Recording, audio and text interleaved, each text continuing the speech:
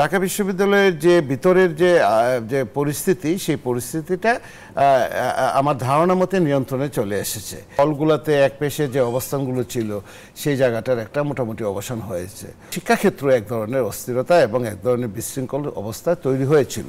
সেই জায়গা থেকে আপনি ওভারনাইট বের হয়ে এসে আপনি কোনো একটা কিছু করে ফেলবেন, এটা যেমন ভাবাটা ঠিক না, কারণ ওই মানুষগুলোই কিন্তু রয়ে গেছে অনেক জায়গায়। আমি একটু জানতে চাচ্ছিলাম, যেহেতু মানে 3.5 মাস পরে এখন ক্লাসটা শুরু হলো, সামনে কি ধরনের চ্যালেঞ্জ দেখছেন? কারণ এর আগেও আপনি জানেন যে করোনার সময় একটা বড় ধাক্কা গেছে, এর মধ্যে শিক্ষকদের আন্দোলনও ছিল 3 মাসের আগের বিষয়টা। শিক্ষকদের আন্দোলন, তারাও ক্লাস পরীক্ষা থেকে বিরত ছিল, সব মিলিয়ে একটা মানে লম্বা সময়।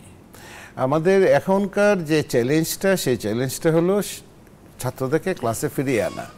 এখন আপনি ধরেন পাবলিক বিশ্ববিদ্যালয়গুলোর এক ধরনের বাস্তবতা, প্রাইভেট বিশ্ববিদ্যালয়গুলো এক ধরনের বাস্তবতা, জাতীয় বিশ্ববিদ্যালয়ে যে প্রায় 2500 কলেজ আছে তার এক ধরনের বাস্তবতা। জাতীয় বিশ্ববিদ্যালয়ের কলেজগুলোকে আমরা ক্লাস শুরু করে দিয়েছি বহু আগেই, এবং জাতীয় বিশ্ববিদ্যালয়ের কলেজগুলোতে ক্লাস শুরু হয়েছে এবং পরীক্ষা শুরু হয়ে গেছে। এবং জাতীয় বিশ্ববিদ্যালয়ের আন্ডারে যে সমস্ত পরীক্ষাগুলো অনেক পিছিয়ে গিয়েছিল, সেই পরীক্ষাগুলোকে আমরা খুব তাড়াতাড়ি দ্রুত পরীক্ষাগুলো নিয়ে আমরা রেজাল্টটা কীভাবে দিয়ে তাদের সেশন জটটা কমিয়ে আনা যায় সেটা আমরা সর্বাত্মকরণের চেষ্টা করছি। কিন্তু পাবলিক বিশ্ববিদ্যালয়ের এক একটা বিশ্ববিদ্যালয়ের নেচার এক এক ধরনের। যেমন রাজশাহী বিশ্ববিদ্যালয় এক ধরনের নেচার, শাহজালাল বিশ্ববিদ্যালয় এক ধরনের প্রকৃতি, ঢাকা বিশ্ববিদ্যালয় এক ধরনের প্রকৃতি। এবং ঢাকা বিশ্ববিদ্যালয়ে আপনি দেখবেন যে ঢাকা বিশ্ববিদ্যালয় তো লিড করে বাংলাদেশের সমস্ত সব জায়গাগুলোতে। ঢাকা বিশ্ববিদ্যালয়ের যে ভিতরের যে পরিস্থিতি, সেই পরিস্থিতিটা আমার ধারণা মতে নিয়ন্ত্রণে চলে এসেছে। ধরেন এক পেশে হলগুলোতে এক পেশে যে অবস্থানগুলো ছিল সেই জায়গাটার একটা মোটামুটি অবসান হয়েছে। বা ধরেন গণরুম অথবা বিভিন্ন ধরনের ঝামেলা যেগুলো ছিল, শিক্ষকদের অপমান অথবা ছাত্রদেরকে অপমান করা বা তাদেরকে একটা ভয়ের সংস্কৃতির ভিতরে থাকা, সেই জিনিসটা নাই। কেন নাই?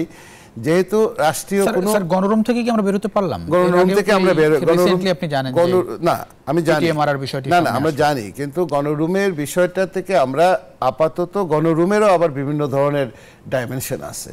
গণরুমের ডাইমেনশনগুলোর ভিতরে আপনার ধরেন যে এটা এত সহজ ব্যাপার না।